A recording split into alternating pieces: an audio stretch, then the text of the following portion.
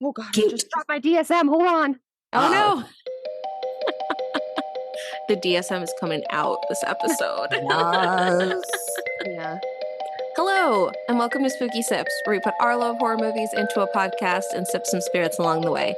I'm one of your hosts, Yvette, and I'm here with my co-hosts, Laura and Brianna. Hello. Hey. Okay, so we just finished watching the South Korean film Train to Busan. Fantastic. All you need to know is there's a father with a young daughter who the dad needs to get the daughter to her mom. So they're going to go on a train trip to Busan, hint the name. Yep. And while they're on that, all of a sudden all this shit starts going down.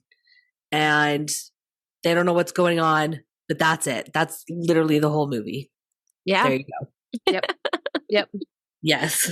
They're on a train to Busan. Things happen. And things happen on the train to Busan. So Okay, so when I first started this movie, I don't know if it's because I like recently like updated some of my apps or the way that we log in to some of our streaming platforms on our TV, because I hate dubbing.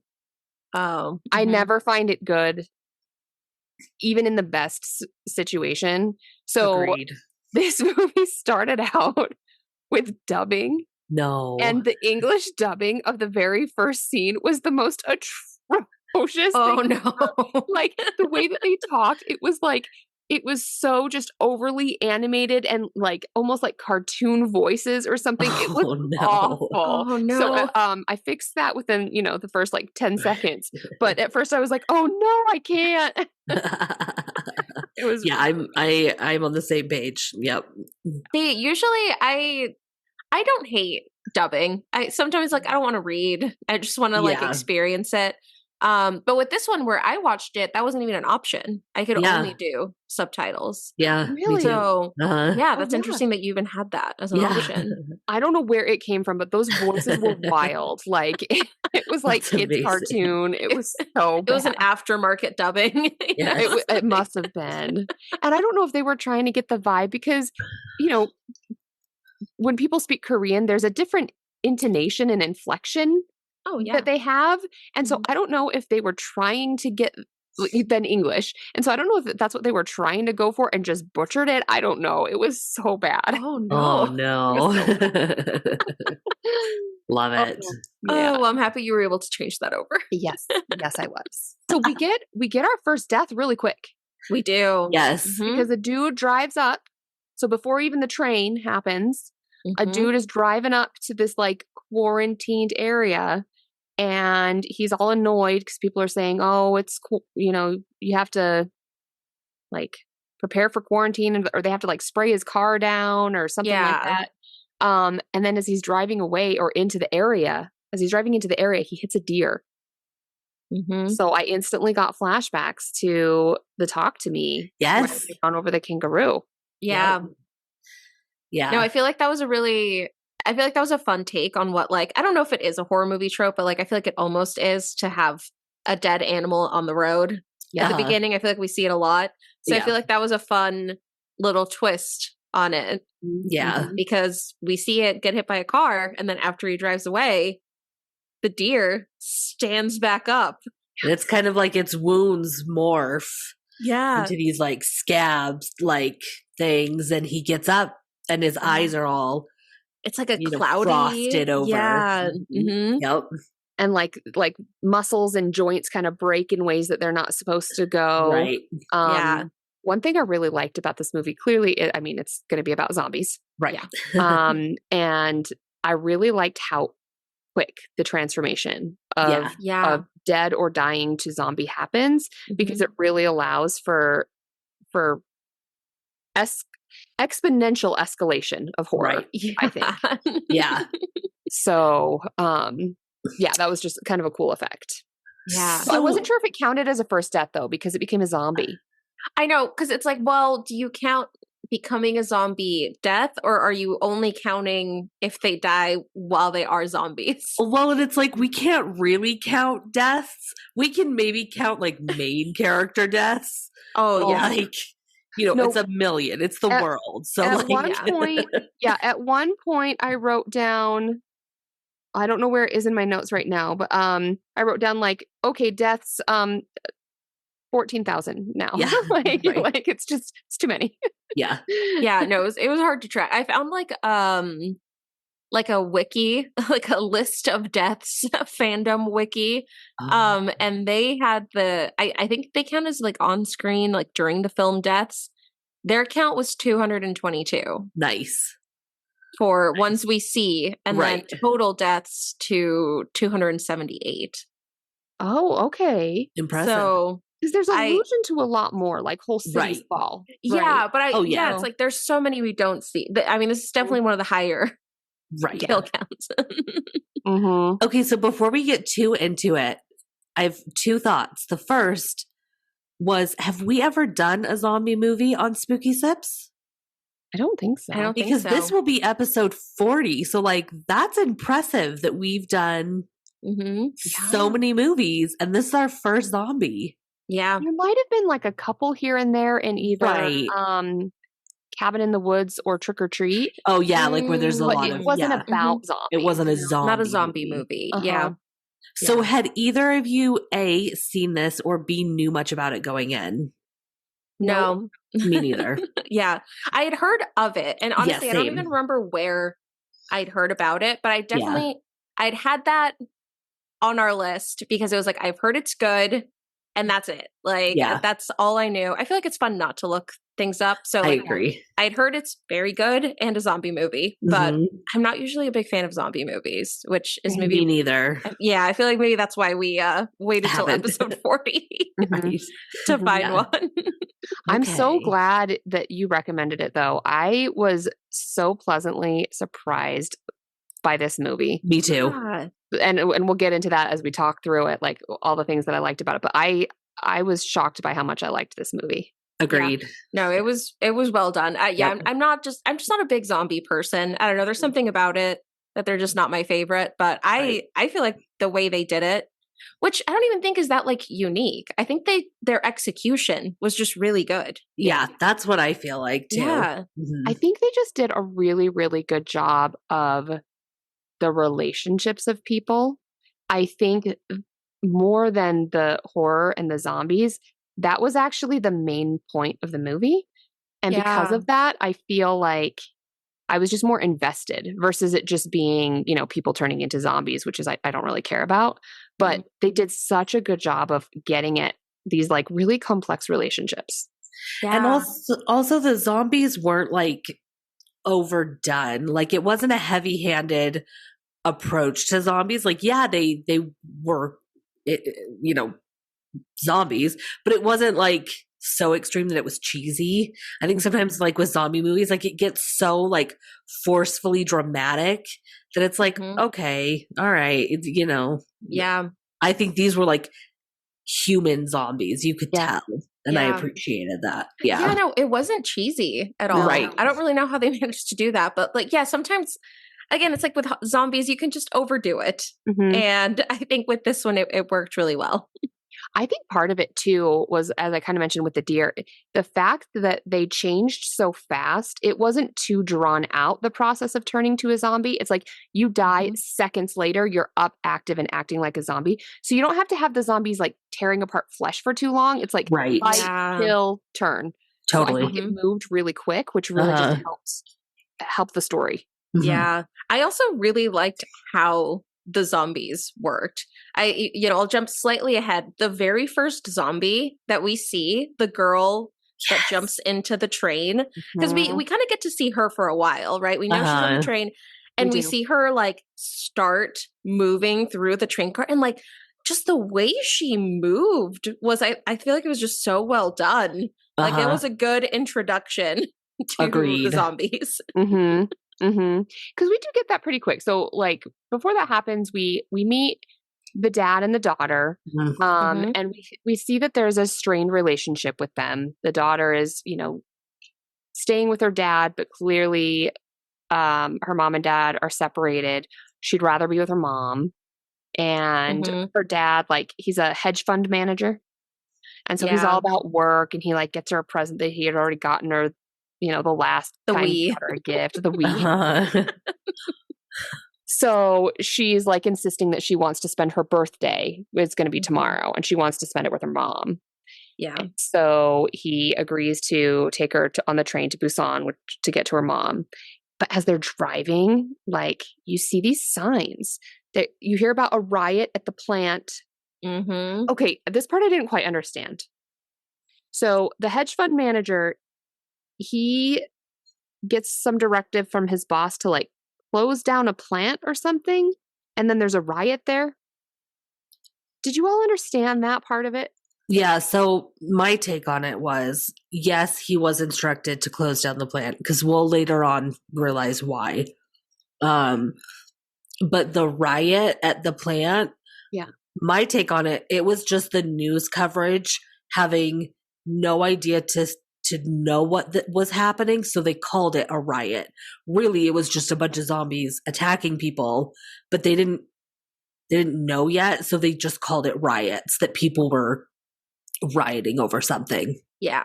Yeah, I couldn't tell if it was that or if it was that them shutting down the plant caused some like riot which leaked this gas which then started turning people to zombies. I couldn't quite tell like if I was missing something in translation or what. Yeah, I did. I interpreted it the same as you, Brianna, which was that it was zombies, but they were saying it was riots. Because I think at some point later we even get like news coverage and it's clearly zombies and they're still saying, oh, there's a riot that broke out. Yeah. No, that's true. But yeah, so as they're like driving to the station, you see big buildings on fire and it's kind of like raining ash. So you just get this sense like something's going down and no one don't know yet.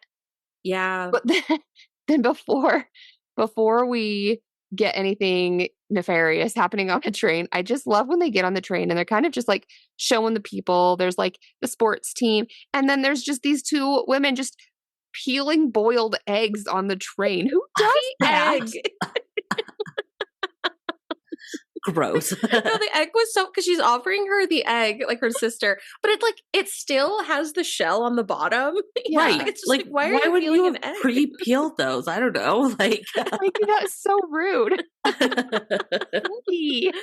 So one thing I loved that I wrote down is it is okay. So I sat down for this movie and I wanted to make popcorn, but I hadn't made popcorn yet. I was like, I'm gonna wait. I'll wait till I can pause. And it was 16 minutes in that I had to pause because I knew it was about to get real. Because it was like 16 minutes.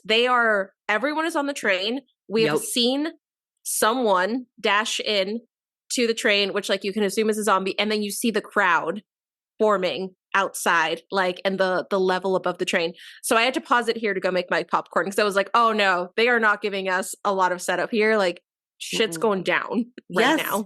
I thought the same thing because I was only so far in and it was really going down. And I was like, well, wait, what the hell are they going to do with the rest of the hour and 15 minutes of the movie? Like, I was like, oh my gosh, it gets fast. It gets bad fast. Yes. Yeah. Well, and that's something I was thinking about after I watched it, because I think they say it might even be the sisters with the egg, because she's like, oh, it's only an hour long train ride. Why are you bringing food? So it's only supposed to be an hour long train ride. So I feel like the movie is basically taking place in almost real time. Like thinking back, I can't really think of like sections where they would have like skipped long periods of time. Like maybe a couple little gaps, but it's almost real I think time. it was. Yeah. I think so too. Yeah. Yeah. It definitely felt that way. Yeah. So the girl who had gotten bit, like last minute gets into the train and you can tell she's been running away from something. And that's when we kind of see the crowd where, we know something's going down. There's attacks happening, but she's the only one that we see. She gets on the train and she goes into the bathroom and she's trying to kind of like put a tourniquet on her leg. Yeah. And she's saying like, I'm sorry. Like, so you can tell she knows that she's infected. And isn't sure what to do. Yeah. But then she changes. Yeah. And I think before that we might get a death because the little girl's looking out the window as they're leaving. And that's when we see one person get like attacked by a zombie. And she kind of like looks around to see if anyone else saw it. So I think that might count as the next death. Yeah, I think that might be. And then it's pretty soon when they are on the phone with his mother, because you can see people in the train car are like getting phone calls or seeing things online of like, oh wait, there is something serious going on. So they are on the phone with his mom and something is wrong with her.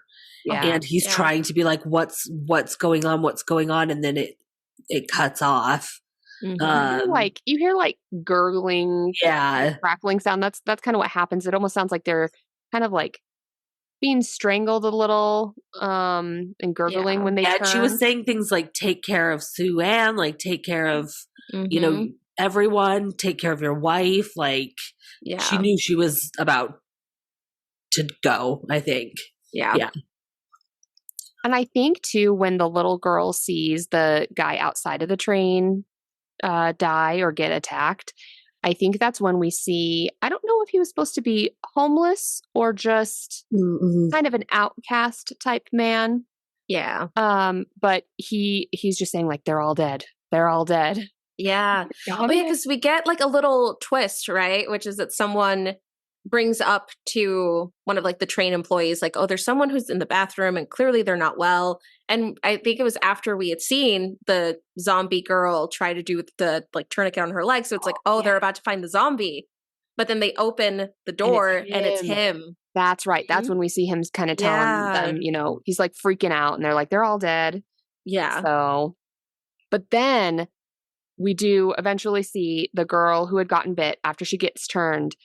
One of the train workers happens to go into the section where that girl was, and it looks like the girl's having a seizure. Yeah. As she's turning, because again, there's that kind of like gurgling, and she's just flailing, and so the train worker tries to help, and she gets bit too.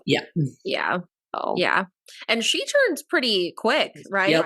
Because she like bites her while she's like carrying, like almost like a piggyback ride, running through the train cart. Yeah. And I feel like from here, it's like, it is just, it's on. It's so quick. Like, she turns immediately, and then they're in a cart full of people. So they just team. And the baseball players. Yeah, the baseball players. Oh, it was baseball. Okay. Oh, right. Because they had the baseball bats. Right. Where I had written 1, 2, 3. They turn so fast. They also move so fast. And then now 1,000 people are dead. Yes.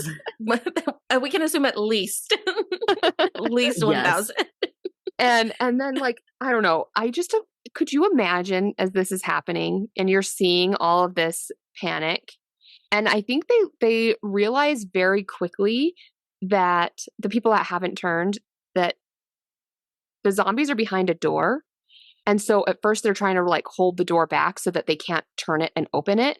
But they realize really quickly the zombies cannot figure out how to open doors. Yeah. Yeah. No critical thinking up there. Yeah. Right. No. And so at this point I was like, I would go into a bathroom, lock the door, and stay there for days. Right. Yeah. There's water in there. I don't know. Right.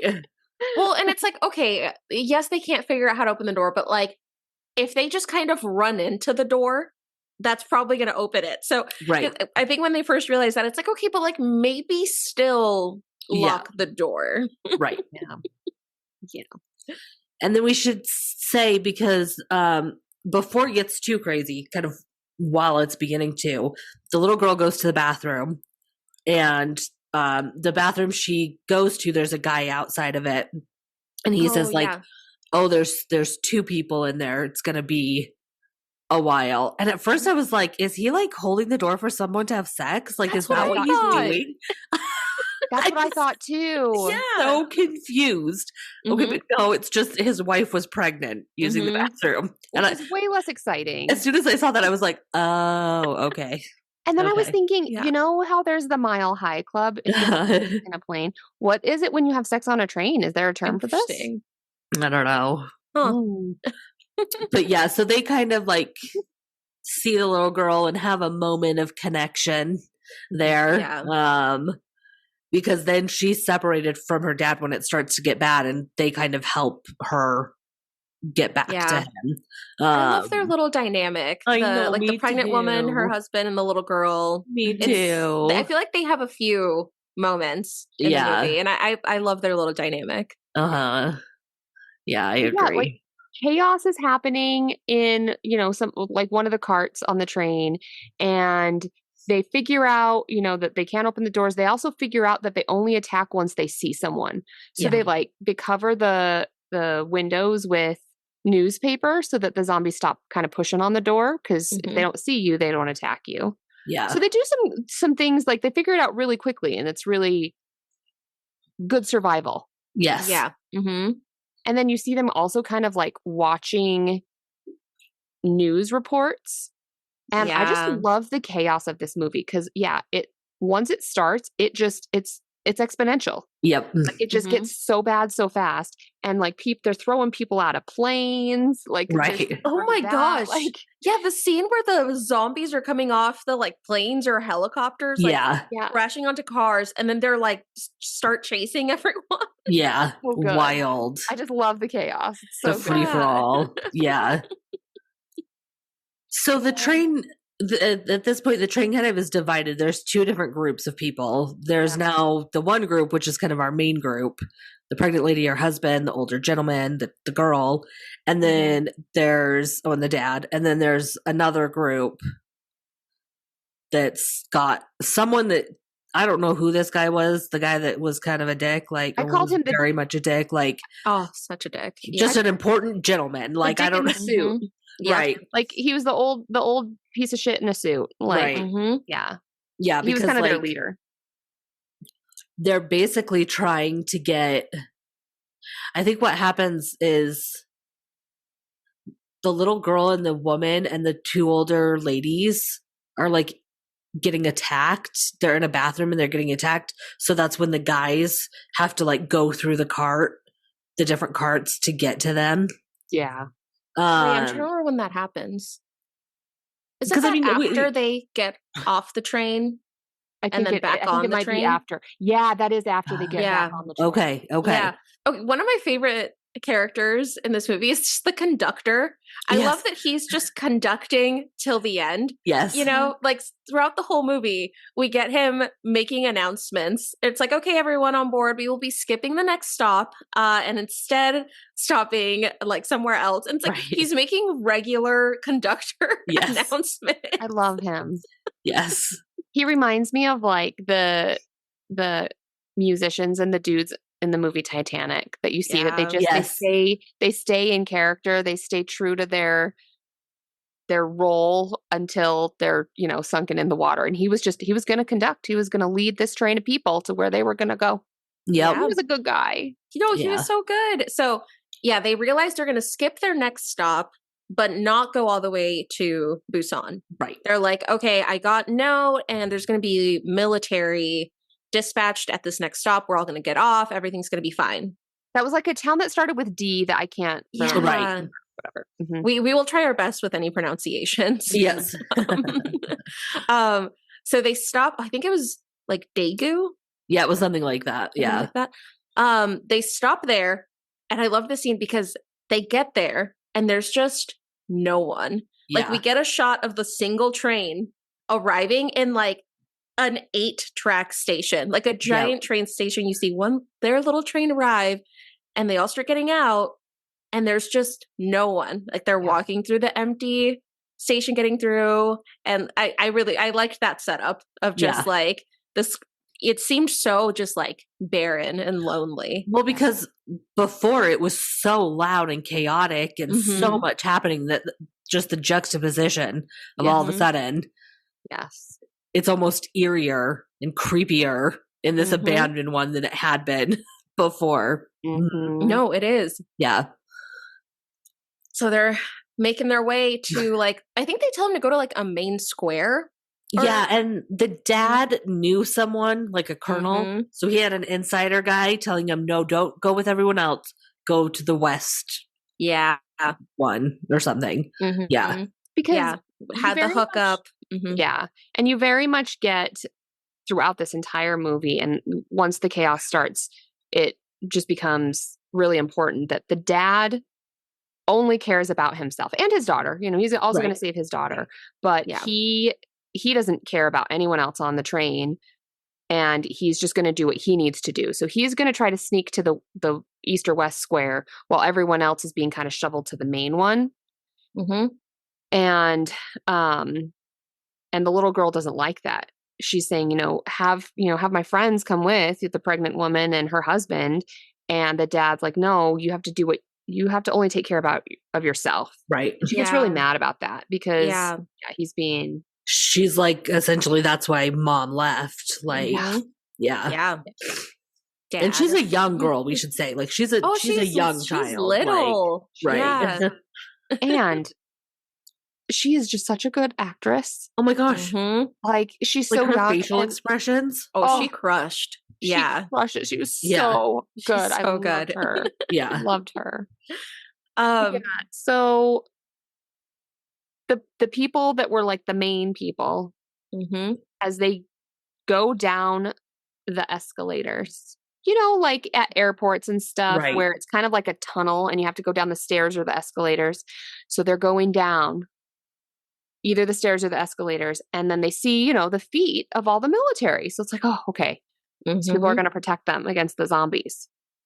But then once they get to the bottom, the military turn, and they're zombie military. They're all zombies. And it's just it's people on people on people. Like, they're like wild. jumping over the escalator. Everyone's like running back. And then at the same time, we get father-daughter who realize, because he gets a call. The dad gets a call saying, hey, is everything okay? I can't reach my people that we're going to go help you. Right. And at that point, we see one soldier start walking towards, I think he just says, like, help me, as more zombie soldiers start coming through. And it is just chaos. And I love all the people that had been going down like the escalators and stuff.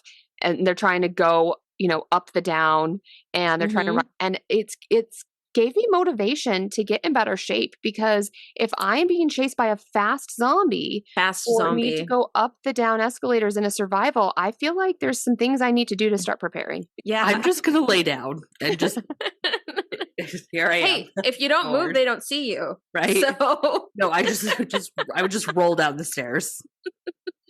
Do they not see you if you don't move? Is it like a Jurassic Park dinosaur style thing, or is it just that they don't see you in the dark?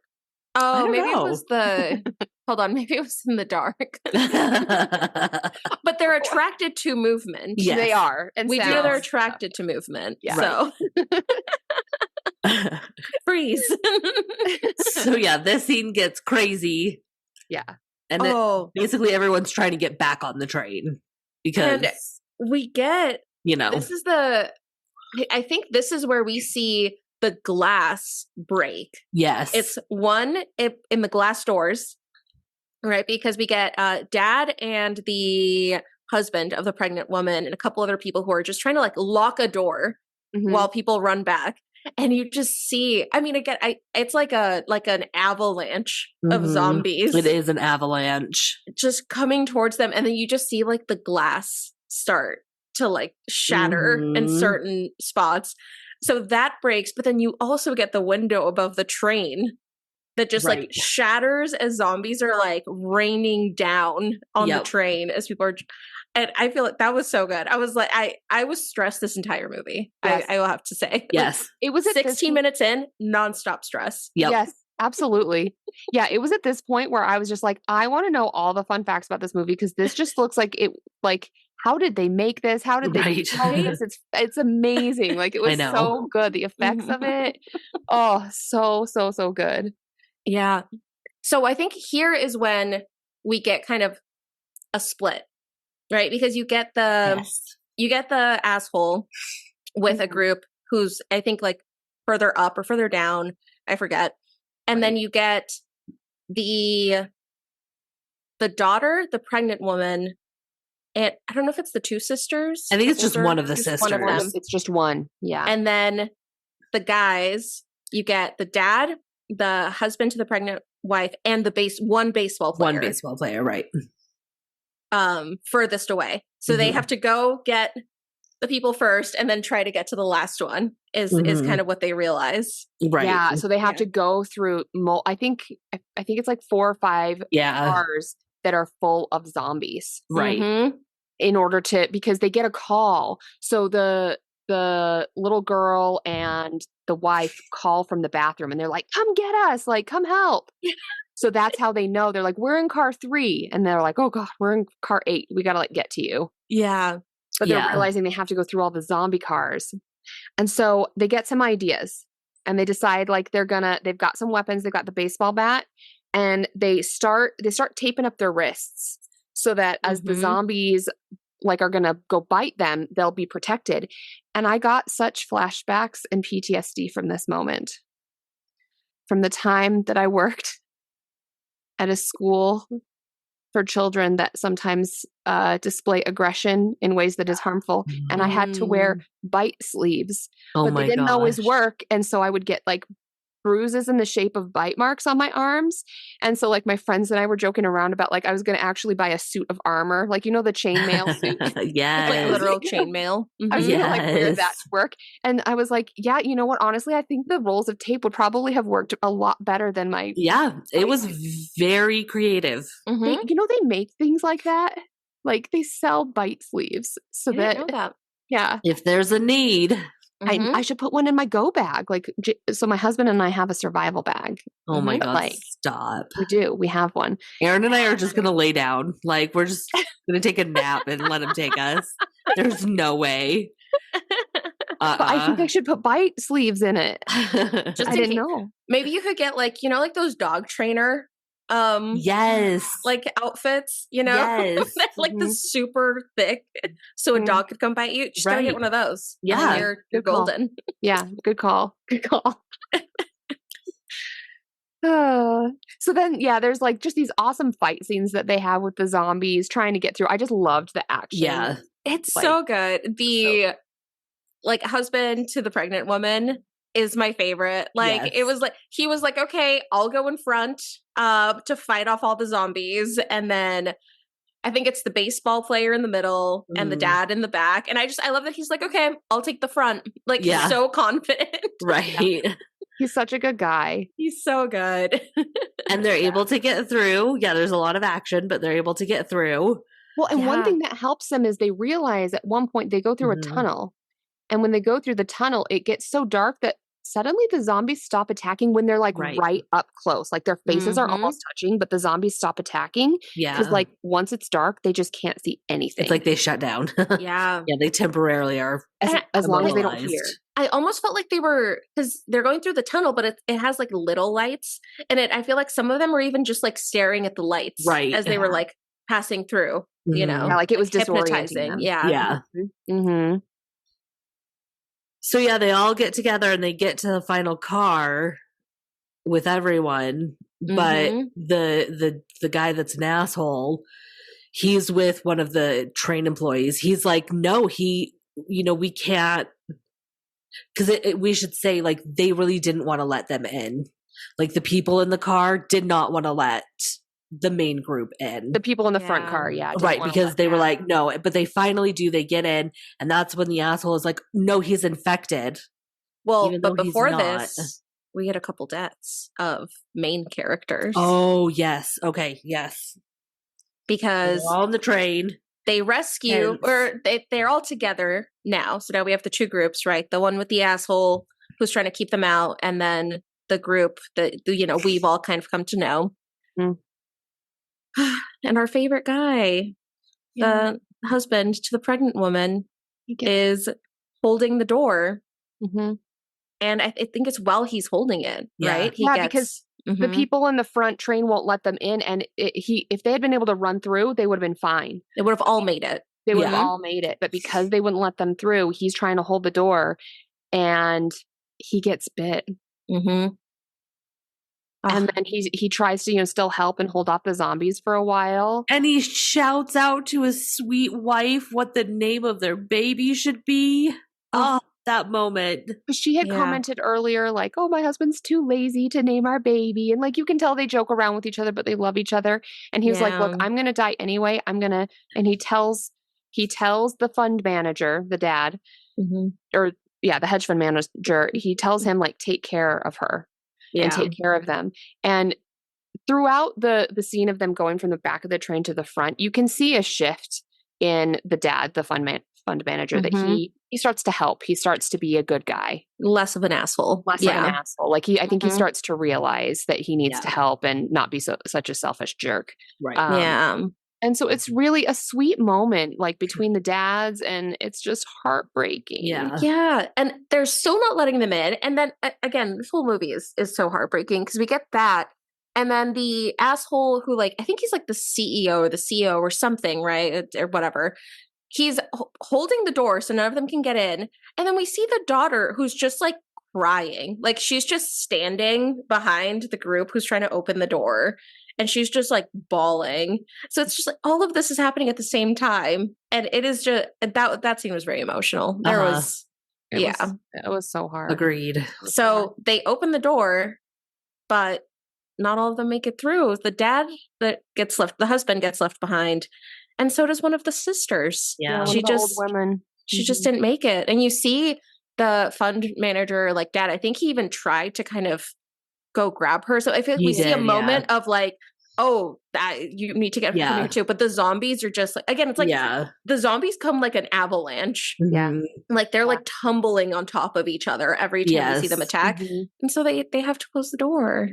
And this is when I just wrote down, I hate that old suit guy. Yes. It made me so mad. It didn't have to be that way. So he makes them go isolate.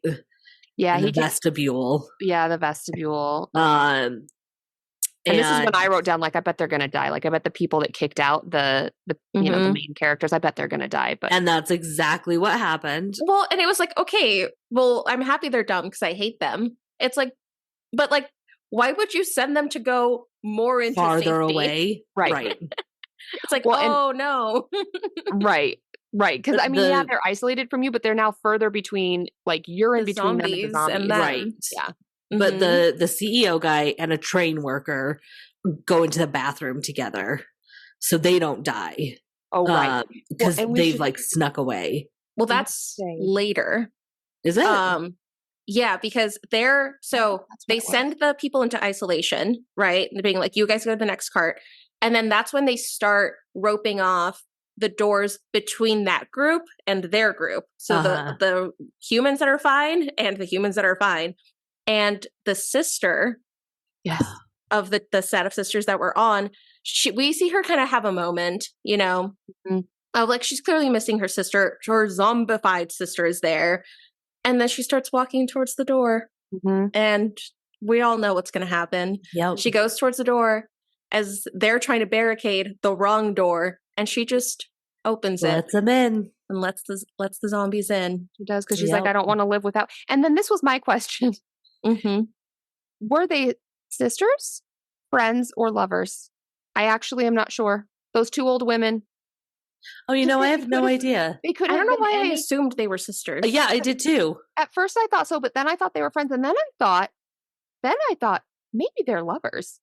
I couldn't tell. They were very close either way. Yeah, I mean, Laura and I get confused all the time for a couple. We do all the time. So I get it. So they could be sisters. Yeah. No, honestly, I'm trying to remember if they even said their relationship or not. No, I don't think they did. You know, but she's like, I don't want to live if, you know, my sister, lover, friend is not there. And honestly, same. Yeah. Like, and honestly, it was like, yeah, like, I'm not mad if she lets the zombies in here. Yeah. Yep. Because it was like that mob mentality where the whole group was like, yeah, get them out of here. Like at first they weren't sure, but it just it all caught. So yeah. But I think that is when the old suit man and the train worker are hiding in the bathroom. Yeah, and like then we see the CEO try to open the door, but there's a zombie right out there. So he tells the worker, "Oh, it's clear. You go first." And then just shoves him out. That's your ass. So he gets attacked by the zombie so the CEO can run. Yeah. I've never and been. He just does that multiple times where he's just like the worst. He'll like come across someone and just throw them at the zombie. Like I was filled with so much rage. I know. I can't even explain to you how mad I am at this dude. Like it's irrational. Like no, they did a good job of making him the worst. Yeah, like we literally all hated him. Yeah, he made it worse than it had to be. I just yeah. And so the whole reason he did that, the asshole, was because the train was forced to stop. Right. Originally, the plan was get to Busan because the asshole had some sort of insider info that Busan was safe, but nowhere else. It was basically like, we can't stop. Let's just go to Busan. Busan or bust. And then I think as they're approaching, there's like smoke, right? There's we like get a this train scene on fire. Yeah. Right? And there's just like trains are falling over. Like he like emergency brakes and then does his little conductor thing. Comes on. He's like, okay, well, guys, if you're still alive, we need to go get on a new train. So everyone exit and get on a new train. And he tries to make a plan. He's like, it'll be the one to the left. Like he tries to. He does. Yeah. To get it all. If you're still alive, meet me there. I'll be leaving in 15 minutes. And whoever's alive, if you can make it, I'll take you away from here. Yeah. I love that he was conducting till the end. Oh, he was making little announcements to radio everyone. It's so good. So one of the characters, I don't think we've talked much about her yet, but one of my favorites is a cheerleader who is friends with the main baseball player that we've seen, be with the guys that was, kind of the hero helping to get. And he and her are together. They're in love. And she sticks up for him. Like she's like, he should be with us. And, she tries to help. And does the old suit guy also get her killed? Yeah. Yep. It's right after this. Because I just wrote, then cheerleader, no. Yeah. It's so right sad because that. he then the guy just holds her boyfriend, even though he knows, and she just attacks him and makes him a zombie too, and they go down together. You guys, I don't think I have recovered from this movie yet. No, and a lot. And so then there's a lot of action happening here where there's trains falling over and they're trying to get out. Yeah. The old man, correct, is still with them. The old the suit guy? No, the old man. Mm-hmm. Yeah. The old dirty guy? Like the vagrant. Yeah. And then at some point he because they're trying to get out from this little area they're in. Because the train on fire flipped a zombie train onto them. Yeah, because so many people were pushing up against it. It flipped on them. Yeah. And so basically he kind of sacrifices himself so that they can get out. So that the pregnant woman and little girl can get out. Yeah, now all we have is the dad, the daughter, and the pregnant woman. Yeah. They're the three left. We had the train conductor, but then the freaking old suit, the old suit man also got him too. pretends to go. So the train conductor gets out of safety to go help the suit man who's running. And then the suit man sacrifices the train conductor to save himself. And at this point, I just wrote down, I am so mad I cannot even. Right. Yeah. He killed so many people. He killed so many people. And so, so then also the train conductor is gone, but the suit man, for what all we know, is alive and goes to the train on the far left. Yeah. So they're now on the outside rail, not balcony. What's the word I'm looking for? They're on the outside of the train. I don't know. I think there was basically the conductor, little walkway, right? Everything else was just a little walkway. Yeah. But the suit guy got bit. Yeah. So he's turning. Yeah. And we didn't see that originally but after we do see the dad, pregnant woman, and little girl, and they're running toward the train where he's on it with 1 gazillion zombies chasing them. Yeah. Oh my God. Oh, it was that unreal. Scene was wild. You just see like an aerial of just like all the zombies try to like converge onto this train. Mm-hmm.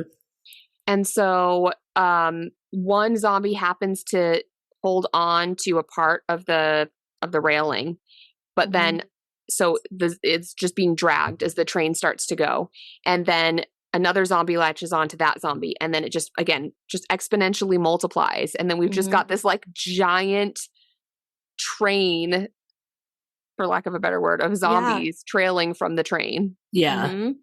And they're like crawling on each other, and they're going to get on the train, but then the dad like is trying to get him off. Yeah, like kicking him off, and it works. He does get them, dislodged, I guess. Yeah. But there's one more zombie, and it's our least favorite person.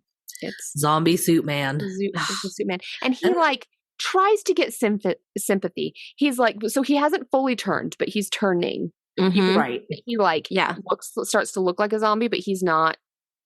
His brain is still a little bit there. Right. And he's like, oh, I'm just scared and I need to get home to my mom. And like, he's an old dude too. Like, I mean, I didn't give him sympathy, but I actually did believe him. Like, I didn't think he was like, I think that was genuine. Like, I feel like that's a common trope where like the biggest, toughest guy in the movie, when they go down, they're really just this like little baby. Yeah. I feel like that happens a lot in movies, tropes like that. But it's like he had one chance to be a good person. Right. And it was, he knew he was changing. He could have jumped off the train. Right. Because he had one last opportunity to not be an asshole. Yeah. As soon as I saw him, I was like, oh yeah, he's infected. Push him off right now. Because I knew that deep down, he's just a tool and he's not going to sacrifice himself. He's not good enough for that. Nope. And he didn't. And so our dad gets bit in the hand. And this is when I just thought, just chop it off. Just chop off your hand. You might as well see if that helps. Well, what would he have used? There was put it under the train, drag it, have the wheel rip it off. I don't care. God, Laura, that's not how that would work. I would try it. Either way, you're gonna die, right? Yeah. No, yeah. But he doesn't do that. But he had a hatchet, maybe. Yeah. And at this point, scene, man, I actually started to sob. And I'll say, Spooky Sippers, I don't think in any of the movies we've watched for our podcast, I have cried, but I am a crier. She is. Same. Especially in, movies that move me. And I started to cry at this point because he's having all of these, as the dad starts to change, he like tells his daughter goodbye and, tells the woman to stay with his daughter. And then as he's changing, he goes to the back of the train because he needs to keep them safe. And he's just having all these flashbacks to when his daughter was born. And it just like, I know. And then in the background of all of this is his daughter just screaming, losing her shit. Like the most heartbreaking. And the pregnant woman is holding her back. And tears coming through. And no, I absolutely lost it. It was and so like, he sacrifices himself because he knows he's changing. And we just see his shadow of him fall. And I loved like the visual of that. Just him falling in to go away. And so now we've just got the woman and the daughter. And they carry on to Busan, and they get there, and there's like a tunnel, but has their train run out of gas? Or I think they may have stopped it. I think they stopped the dad tells him like once it's like safe or once you're close, like I think that's the break. That's the break. Like, okay, that's right. One.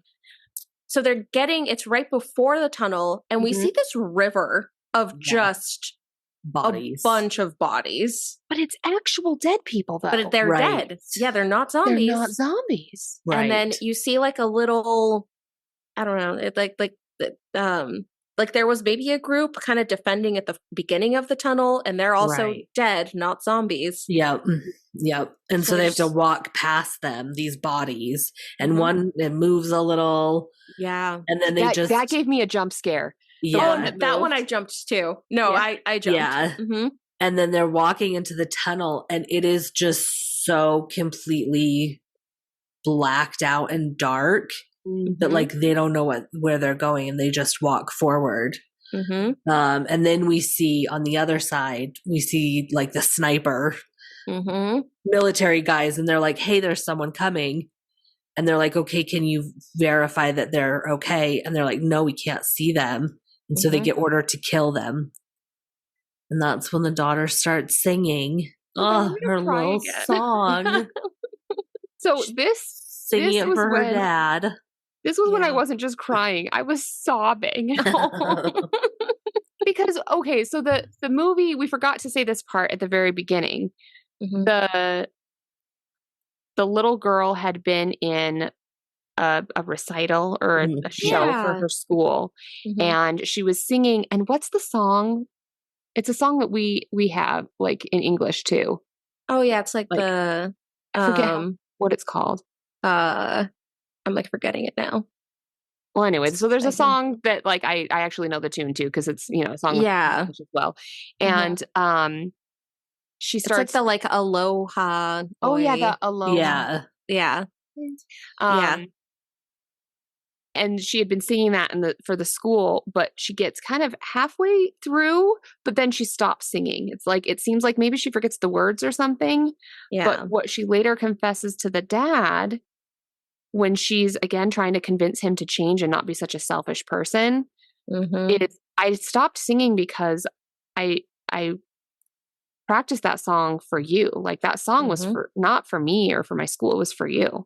Yeah. I couldn't sing it because you weren't there. But after he died, she was singing it in the tunnel for her dad. It was very This movie was so that's the end of the movie. We get her singing. They're safe. Right. Which if this movie did anything, it was make me believe that no one was safe. So when they said kill them, I was like, I swear to God. I know. I swear to God, if they died. I was kind of anticipating that they would have. Yeah. Well, like I was trying to prepare myself. Yeah. I think this movie was like main characters are not safe. No. So, when the movie ended, I think I was legitimately just speechless. I was just like, okay, that was a lot. I was just crying, just like, okay, that was a lot. I needed a palate cleanser. It was like, this was like, I was stressed. It was emotional. I needed some recovery time. Yes. Well, my streaming platform recommended again another gem as a palate cleanser at the very end of this movie. So I'm sitting there sobbing, thinking about the little girl crying to her dad. Like you do. And it recommended Pro Wrestlers versus Zombies. Nice. I didn't watch it. But I just thought, just because they both have zombies in them, guys, this is not the same thing. Yeah. Nice. No, I think mine recommends just a bunch of, it's like, if you like this, here's like any zombie movie. It was like 4 zombie movies. Yeah. Okay, so we didn't bring it up because there was literally no break in this movie. Like there was no pause, no low moment. But to talk about what we're sipping on, because you will probably want to be sipping on something. Yeah. If you partake for this movie. So what are we sipping on tonight? So I looked it up because I was like, oh, well, I wonder what like a popular drink in South Korea was. And the most popular drink by far is Soju, which I'm not exactly sure what that is. Is it a liqueur, a wine? Yeah, so it's a liqueur. Okay. To me, it kind of tastes like a really weak vodka. Okay. Like it doesn't have as high an alcohol content as a lot of the other liquors. So imagine vodka, but like a little, less strong. Okay. Yeah. So we decided to find a cocktail that had soju in it. And we did. Is that? Okay. Yes. We went with what's in it. We went with the Bee's Garden, which has 2 ounces of soju, 3/4 ounce of limoncello, half an ounce of honey, half an ounce of freshly squeezed lemon juice, some ice, and then a cherry for garnish. And this drink is so good. I love lemon cocktails, like lemony cocktails. Yeah. Lemon and honey. I love them. Any sort of lemon with honey is so good. So would recommend throwing your limoncello in the freezer before you make the drink, because I actually think that's how they recommend you drink limoncello, is like very very cold. Yes. And it is I mean, I can taste zero alcohol in this. Ooh, It is. that's You dangerous. get the lemon, you get the honey. It's like sweet. It's one of those that feels medicinal in like a good way, you know, where it's like, this is, if you have a sore throat, this is going to heal me. Yes. And I it's should good, make like one. springtime drink, just Yeah. honey. Yeah. I feel like, it's very. It feels very springy. Nice. Okay, so there's a lot to process. There's a lot. Yeah. Because the thing that I found like really intriguing about this is just how much of it was just in one location. Like really you're just on that train. Yeah, there's a couple of moments around it, but like that's it. Yeah. But there's so much that happens you never feel contained to that space. Like yeah. So I'm curious, Laura, do we have psych for this? And if so, where are we going? Because where are we going with this one? Okay. So I had a couple of thoughts for psych for this one. One is kind of just talking about the psychology behind survivalism. Oh, yeah. Because that really, I think that's what this movie was about. Other than the, the characters, it was about survival. Yeah. So I thought it's a little bit of like psych and information, but I also thought it would be good for us just to kind of have a discussion to see if we feel prepared. I love this. to survive a zombie apocalypse. Yes. Well, we heard Brianna's strategy. Yeah. So it's okay. So let me just pull up my psych notes, and my computer's being funny, but here we go. So survivalism is all about, there's this primal instinct of the will to live. And it's not just humans that have it, it's other animals that have it as well. And so here are some helpful traits to have if you are going to be successful in surviving. One is just having experience, knowledge, and skill. So this would be things like do you know basic survival skills? This could include things like starting a fire, knowing how to find food and water, physical defense, and making shelter. So any thoughts on that? On anything you think you'd have a strength, a weakness in? Like, I think I'd be really good at like mentally kind of evaluating a situation and hiding. Yeah. I think I'd be good at those things. I think hiding would be good. Starting a fire is shockingly difficult. It is. So probably not that one. I have like emergency food and stuff. So I think I'd be good for like 2 days. On that note, I have a life straw. So I could get water. So I'd say I could probably go like 2 days. And then run out of resources. Yeah. I think I would be good at like leading a group. I feel like I could handle that. Like I feel like I could be the one to be like, all right, this is what we're doing. Like and also a little less. No, it's still useful, but I think I would be good at like physical, like body, like if you're injured, I would be good. Like if I had to sew someone's arm because they have a cut, I think I could figure out how to like sew their arm together. Or if I had to like clean wounds or, amputate someone. Okay, see, we would be a good combo because I always have a basic first aid kit in my purse, just in case. But I'm very squeamish. I cannot handle blood. So like if something's wrong, I'll hand it to you. Like I have basic first aid available to me, but like I cannot assist. Yes. So we would do really well together. I'd have all the first aid kits, but you could actually do it. Yes. Perfect. I love that this is where you two have gone, because this discussion about survivalism is going to lead into the discussion on individualism versus collectivism and which is better for survival. So I love that you mentioned that. Okay, some other helpful traits would be kind of how do you handle yourself when the unexpected happens? So how adaptable can you be to a situation? Because really, when you're thrown into all of a sudden there's zombies on a train, that's not the norm. So can you pivot and figure out, okay, I was planning on, eating my eggs on a train to a city, and now I've got to survive. Can I adapt to that? Mm-hmm. One thing, so I went down kind of like a rabbit hole of like survivalist articles, and one thing that this person was recommending that's like, I guess, known to survival communities is it's the acronym of STOP. And so if you're in a survival situation that you need to sit, think, observe, and plan. So it's easy to do in a zombie apocalypse. Well, right? And that we'll get to in a second too. Like there's this balance of making decisive action if needed to, but also not letting panic overrule your decision so that you make poor choices. Like it's kind of that balance of, if you're able to kind of stop and think about what to do and then choose to do it. I think that's more like if you're like lost in the woods and are going to need to survive for like a week versus run away from a zombie. Yeah, I think with this one, it's like run away from the zombie, get to a safe cart, and then sit. Absolutely. Think, plan. Mm-hmm. Yeah. And another thing that can be really helpful is to surviving is if you have a sense of purpose and a goal.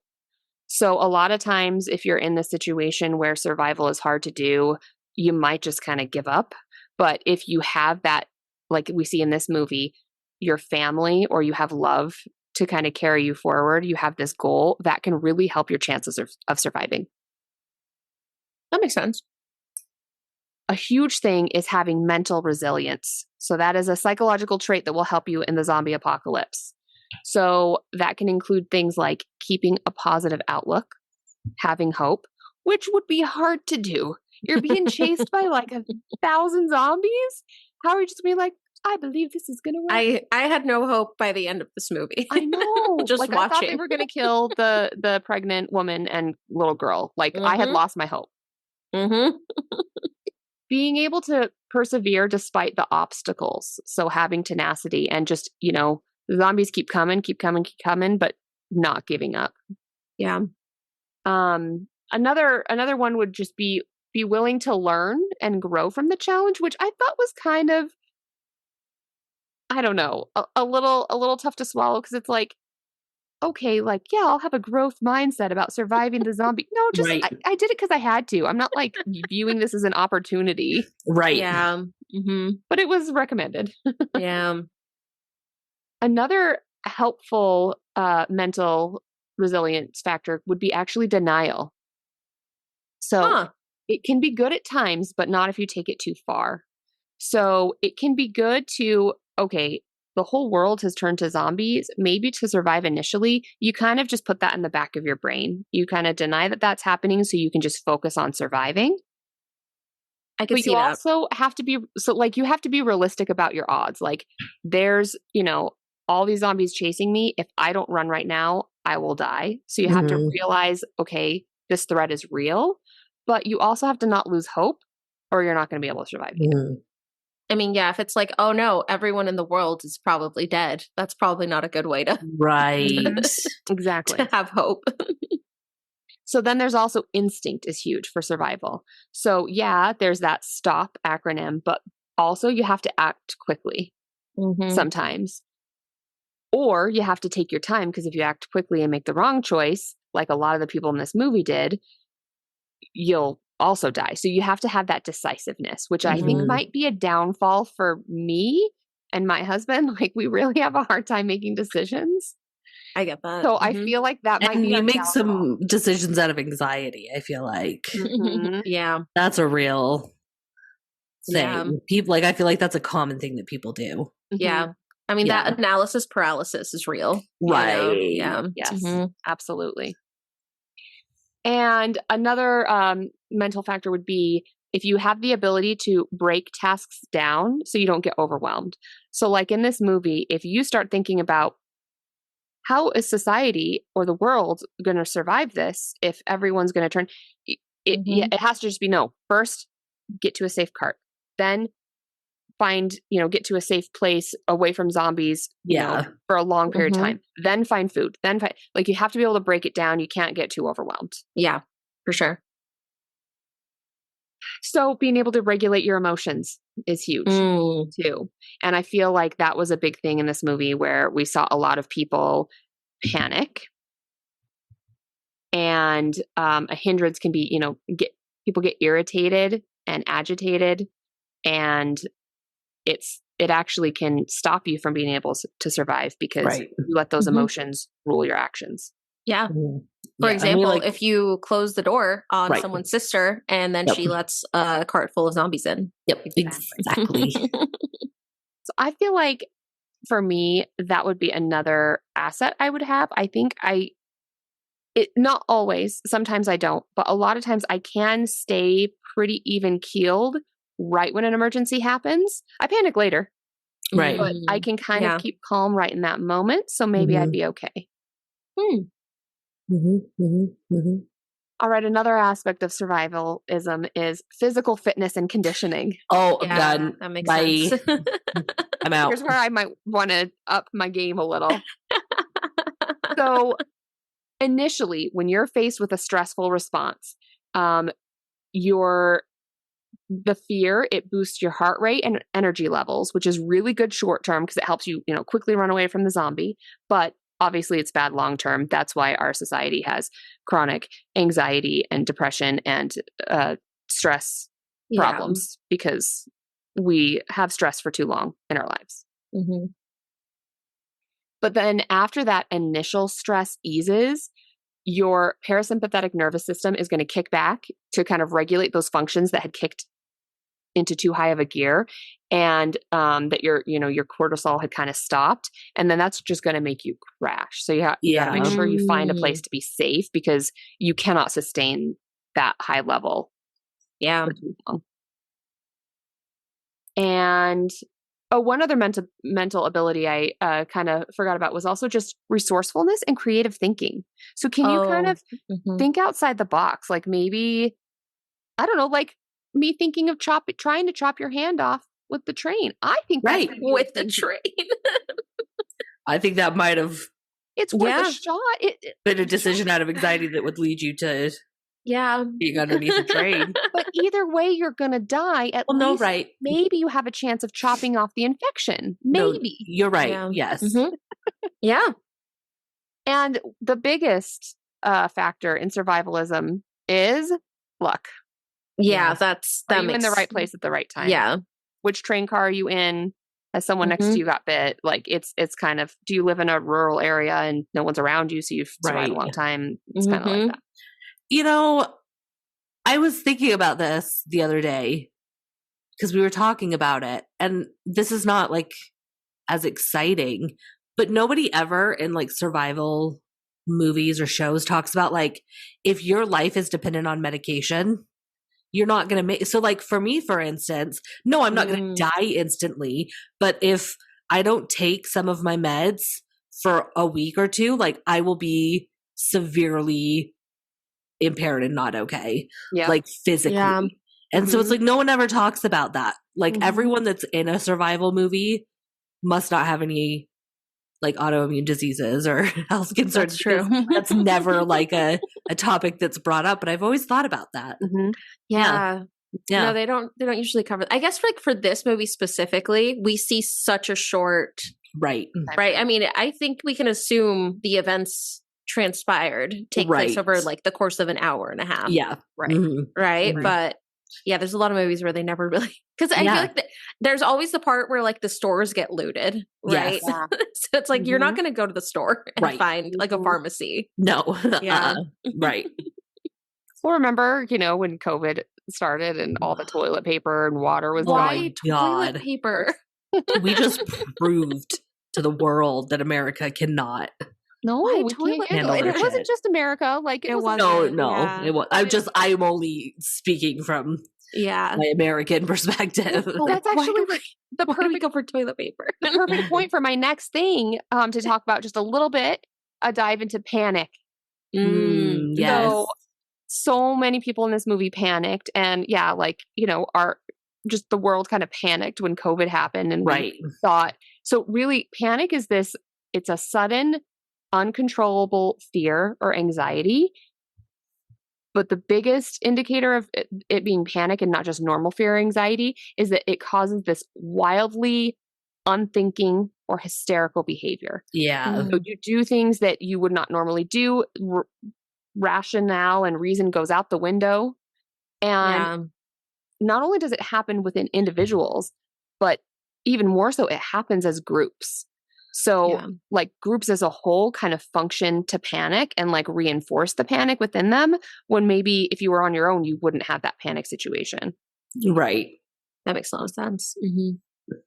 And what's really interesting, as I was kind of like researching about panic, is a lot of buildings are designed with humans' inability to function rationally in a panic situation. Like buildings are designed that way, like, you know, with exits, and even the way that they're shaped to kind of like in a panic situation, maybe like say it's a big building, the door is kind of under like taller arches so that people instantly are going to want to go there because they can't rationally think. So like a lot of times places are designed knowing that people are idiots when they get ain't gonna act right. And they're not going to act right. And so they have to design that in mind to know, like, in order for people to get out of the building in an emergency, we have to assume that they're not going to know how to act. That makes sense. Or it's like elevators, you know, they'll have like those big doors that close if there's like an emergency or something. Yep. Which there's also just all of these, you know, horrific and heartbreaking stories of buildings not being designed that way and people dying because of people panicking. Kind of like in this movie where it's like it didn't need to happen. Because people panic. So that's like a normal like panic. I think kind of makes sense in a zombie apocalypse, but typically like nowadays we just see it in panic attacks because of just how we live our lives and work and stress. And, so it's not it doesn't serve a survival purpose anymore. It's just, you know, standard. Standard issue mental illness. Just for fun, you know. Okay, so I didn't do much of like actually defining this, but I just thought this movie had such a huge theme of individualism versus collectivism. It even had the dad at the beginning who was very individualistic, and he kind of changed his ways. I think in this movie we see both work. The suit man was an a-hole and super selfish and individualistic, and he was one of the last ones to survive. But we also saw the pregnant woman who really pregnant, like a small woman, pretty pregnant, with a like hanging out with a little girl. They should not have survived. Right. But they did because they stuck it out together with their party. So like there's benefits and drawbacks of both, right? So what do you think is better? Do you think it's better to be like individualistic because it's like you're on your own and you don't have this weak link bringing you down? Or do you think that it's better to be with others so that you can like share your strengths?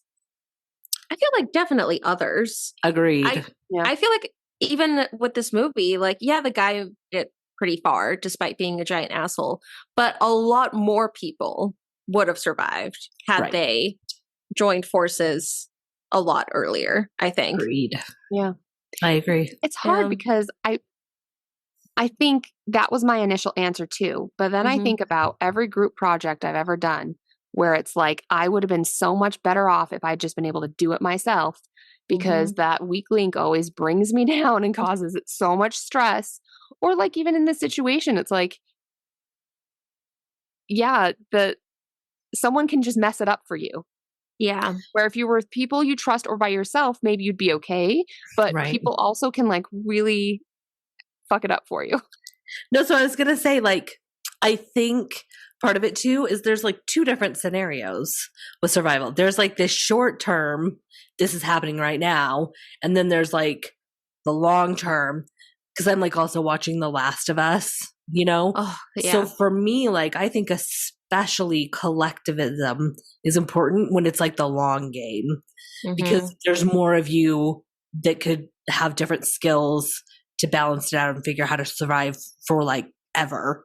Right. Not just in this one moment, but forever. I think that's when the group is definitely super important. Yeah. I know. And I'm trying to think of like the conductor, for example, right? It's like, had he just been more selfish, he could have survived this whole thing. Yeah, that's true. You know, he was the one who knew how to drive the trains, and all he had to do was go get on another train and go. But he kept staying behind to make sure more people could get on the train, and then he helped the biggest asshole of them all. So it's like, I don't know, that I feel like this one's, I want to say collective is better, but there are certain situations. I think also like the honest truth of it is like, you just don't know. Right. Until you're in that. Like, I would like to say that if I was in this situation, I would have been someone that was like helping to save everybody. But I don't know. Like, when push comes to shove, people act weird, and like maybe I would have been selfish. And I think you just don't truly know until you're actually in that, because so much of it is just like survival just takes over, and you're just in that capacity.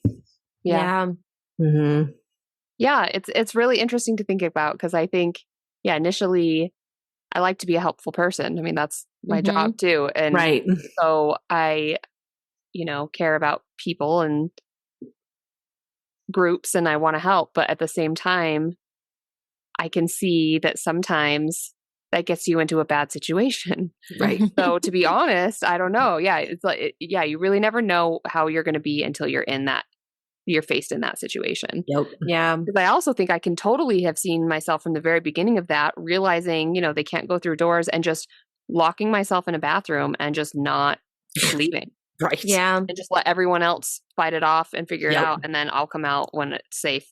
Yeah. Right. But that would be never, because the train was stuck in a zombie, like an all zombie city. Right. So I would have eventually been. You would have just died. Yeah. Right. Yeah. So I don't know, man. Yep. But so my psych was a little bit more just. No, I love that. Through how we would handle this. And Yep.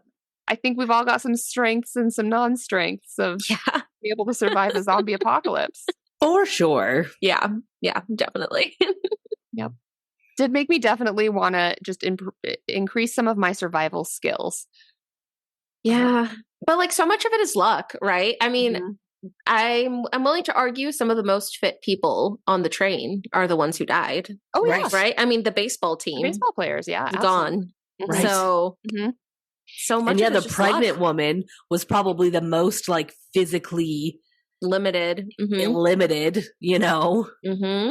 she made it. And the child, like the little baby child, like they were the two probably least likely. Yeah.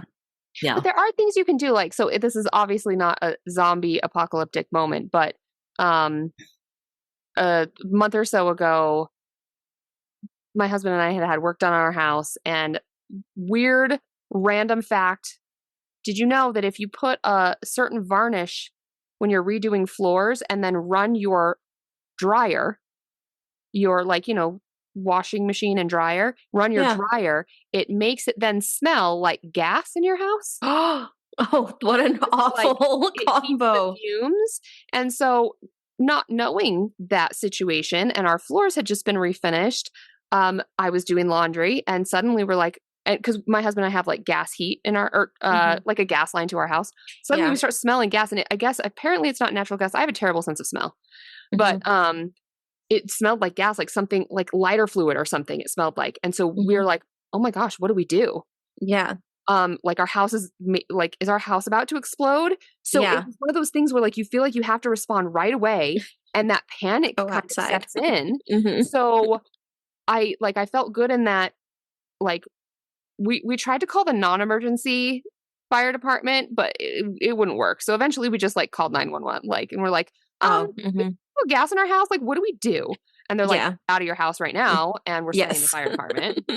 And so, but we were able to, like, we have a safe in our house that has like a lot of our really important documents. And so I was able to get the cat carrier, put my cat in the carrier, get in the car with our safe, and just drive it a couple blocks down. And so I was like, okay, well, I guess we would have survived. The house would have exploded.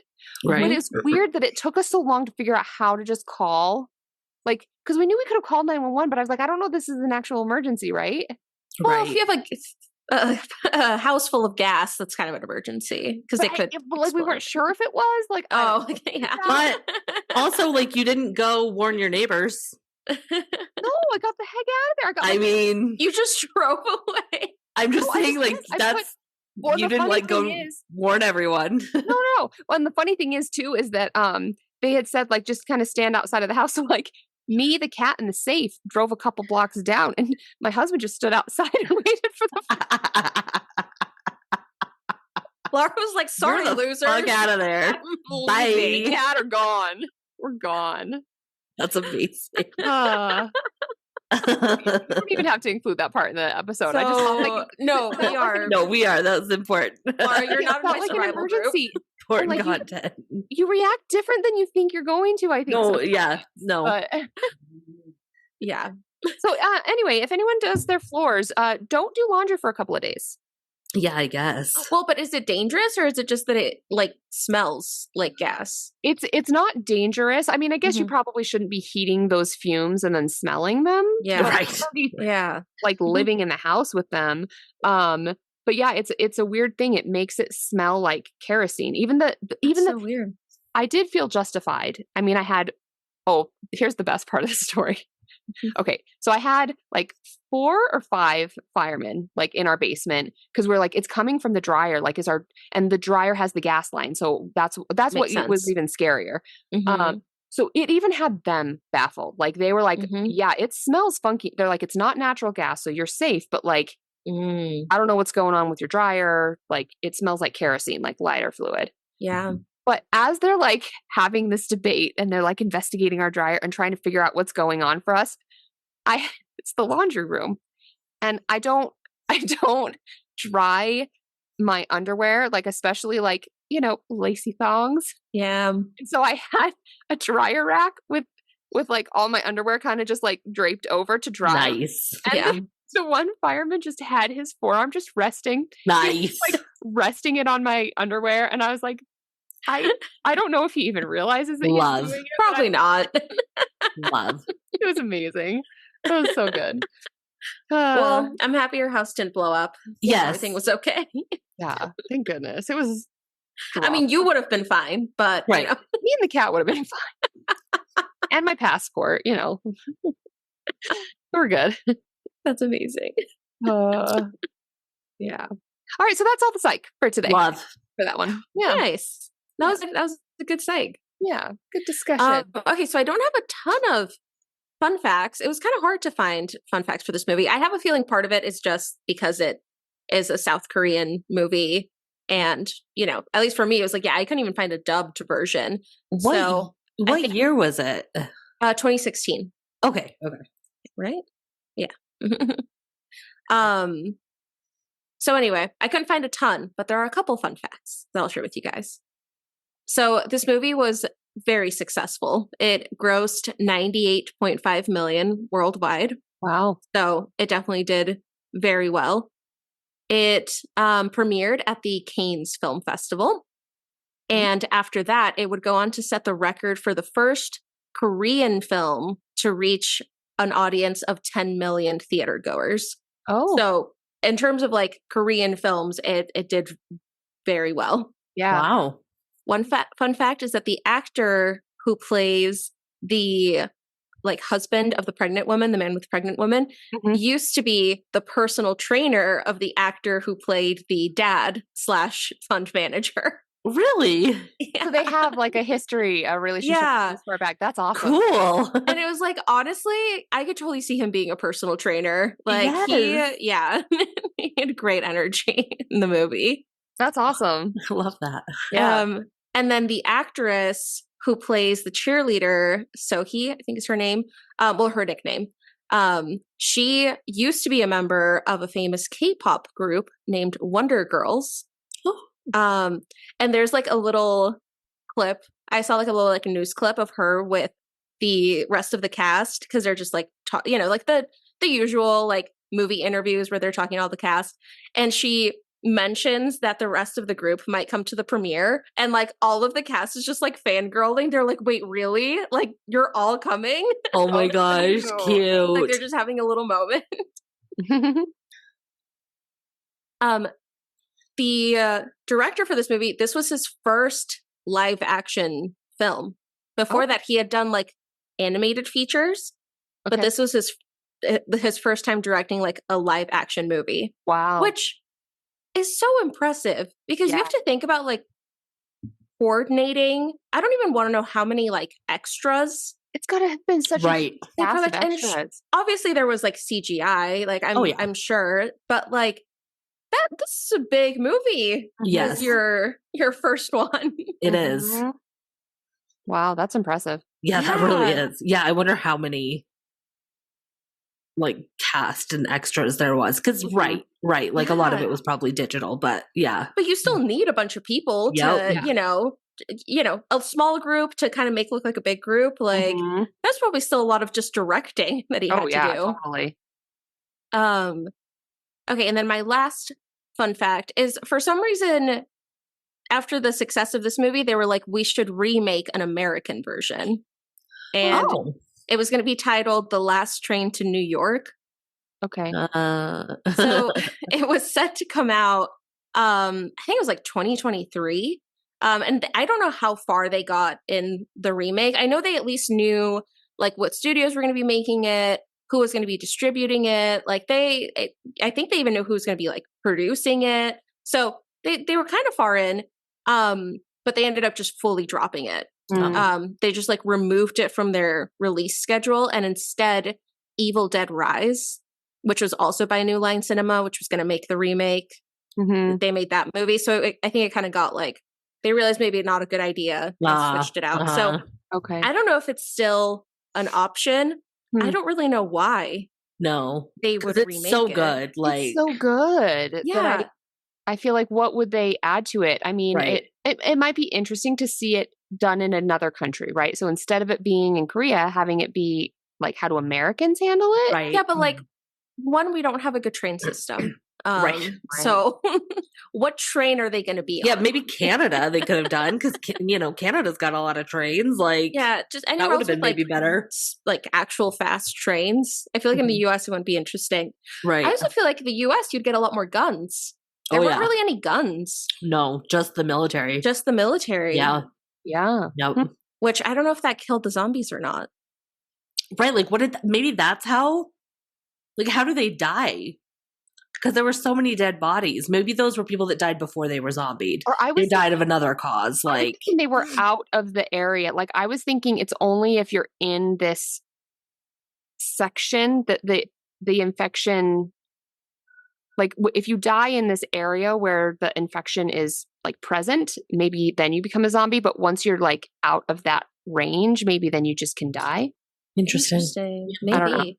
But the military had guns, right? So like maybe there's I don't know. I still think an American remake is just not necessary. Agreed. I feel like it wouldn't work. No, it was so good on its own. It doesn't need. Yeah. Like, don't mess with what could be a classic. Just let it be. Exactly. Yeah, it's like, okay, just let it be on its own successful. You can come up with a new idea. Right.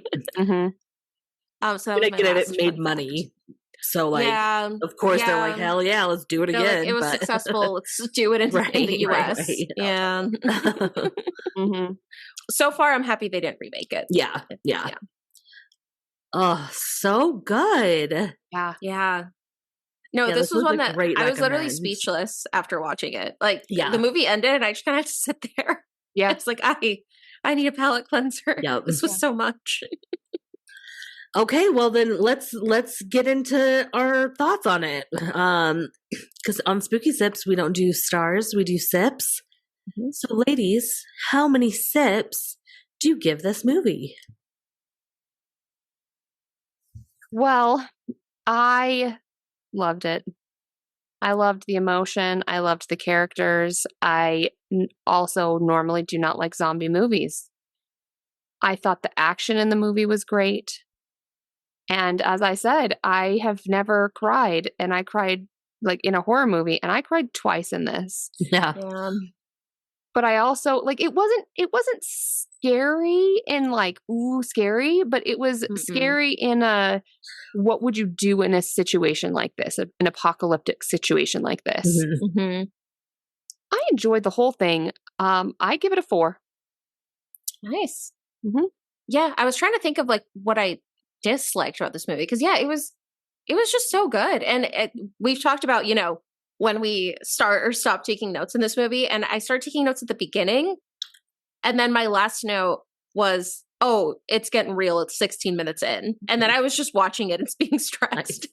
Yeah, but yeah, I guess now that you mentioned, it's like it's not like scary and like your typical scary. It's more stressful and like the situation. I think for me, it's a 4.5. I really liked this movie. It was very good. Nice. Yeah. And for me, like the scariness was kind of in the like anticipation of like, are they going to do it? Are they going to escape them? And then also just like the actual effects and gore were really well done. So like I super appreciated that. And I think for me, the biggest thing was like, I was engaged the entire movie. I didn't pick my phone up one time. I didn't I was engaged start to finish. So yeah, I'm going to give it a solid 4. I really, really loved it. Yeah. Which it's a 2-hour long movie. Right. So the fact that we were all engaged like for the majority of the movie, that's impressive. Yeah. Excellent choice. I really solid one. Really watch this one. Yes, highly recommend for sure. Okay, so next time on Spooky Sips, this one, and you'll learn why. You'll hear all about it, but I am so excited because this is like one of my tops. But we will be watching The Shining. If you haven't seen it, we definitely cannot be friends. But go see it and get watching. And get sipping, and we'll see you next time on Spooky Sips. Bye. Bye. Thank you for listening to Spooky Sips. If you enjoyed this episode, don't forget to rate, review, and subscribe wherever you're listening. To stay up to date on all the spooky things we're up to, follow us on Facebook and Instagram at SpookySips_podcast. And if you want to help support the podcast, consider buying us a coffee, or really a cocktail. We are completely independent, so every little bit goes a long way to keeping our podcast running and improving. Thanks again for listening, and we'll see you in 2 weeks.